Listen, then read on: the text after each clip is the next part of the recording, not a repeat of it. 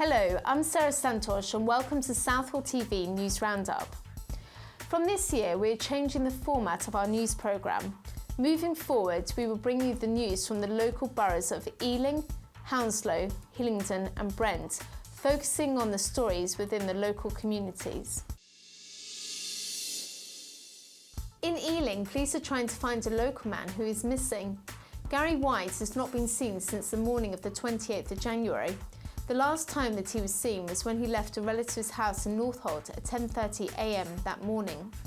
Mr. White is described as 5 foot 8 inches tall, of slim build with a receding hairline. He was last seen wearing blue jeans, a hooded top and brown shoes. Anyone with information regarding the whereabouts of Mr. White should contact Ealing Police on 101. In further Ealing news, Somerset Medical Centre in Southall has been highlighted as being inadequate after a report found that the patients had not been treated with dignity. The Care Quality Commission first raised concerns in November 2015. Safety concerns were the primary focus, which included GPs prescribing methadone with no formal training. This forced the surgery to close between July and October. The Care Quality Commission further inspected the practice later on in October and found that improvements had been made, so the suspension was lifted. Concerns now involve leadership of the practice, and in a report published this month, the practice has again been rated as inadequate. In Hounslow, lorry drivers had the opportunity this week to swap places with cyclists to help with their understanding on the dangers that cyclists face when on the road. HGV drivers and Mogden Sewage Treatment Works in Isleworth spent some time cycling while the cyclist took to the driver's seat to get a better idea as to how hard it is to spot a bike from the cab. Brentford and Isleworth MP Ruth Cadbury, who co-chairs the all-party parliamentary cycle group, joined them for the event in Mogden Lane on the 22nd of January. Thames Water has provided the HGV drivers equipment which has been specifically fitted to the lorry to help the drivers be more aware of cyclists. Ms Cadbury said that Thames Water showed me one of its vehicles which has been adapted to give drivers a better view of cyclists, particularly on the left-hand side, and fitted with sensors so that drivers can detect people on bikes even when they're outside their field of vision. More than 50% of cyclists killed on London roads between 2008 and 2012 involved collisions with HGV drivers, according to Transport for London. This was mainly caused at junctions where the lorry was turning left. In further Hounslow news, council tax has been frozen again for the borough under plans announced by Labour.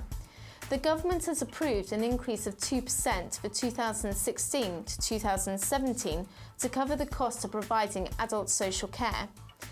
Councillor Theo Dennison, Hounslow Council's Cabinet Member for Finance, said that he expects it to be a very small minority of councils that are not taking up the offer of hiking up their share of the council tax. Boris Johnson, London Mayor, is planning a £19 decrease in council tax for homes that fall into Band D, which would result in homes across Hounslow paying slightly less. Councillor Dennison said that the council was squeezing its finances to the limit to avoid increasing council tax, which he said would have hit the poorest and the most vulnerable hardest.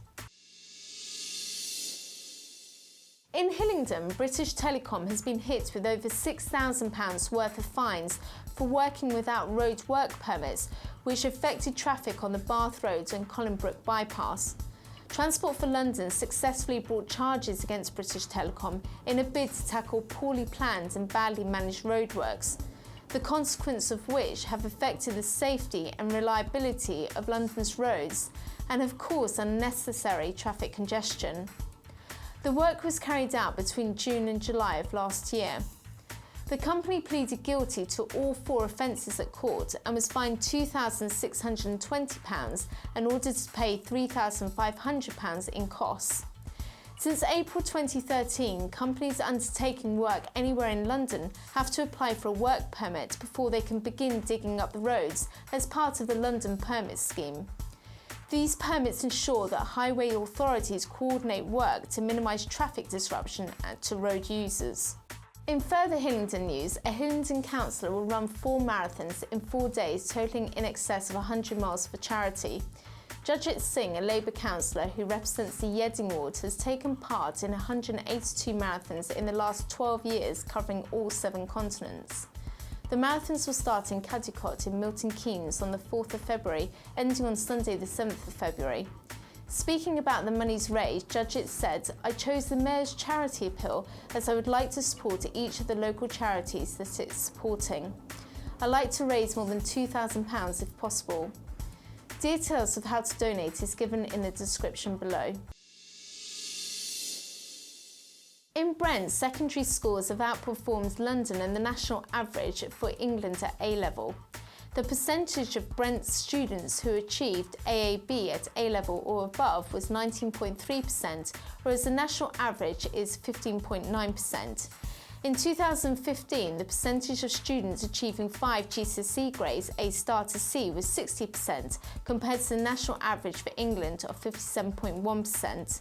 The results cover all state-funded schools, academies, free schools, special schools and further education colleges. Councillor Ruth Moher, Brent's Cabinet Minister for Children and Young People, said, "These are very good results particularly, especially compared to the national averages, and are testament to the hard work of pupils and teachers." That's it for now. I'm Sara Santosh. Thank you for watching Southall TV News Roundup. I shall be back in 2 weeks with more news.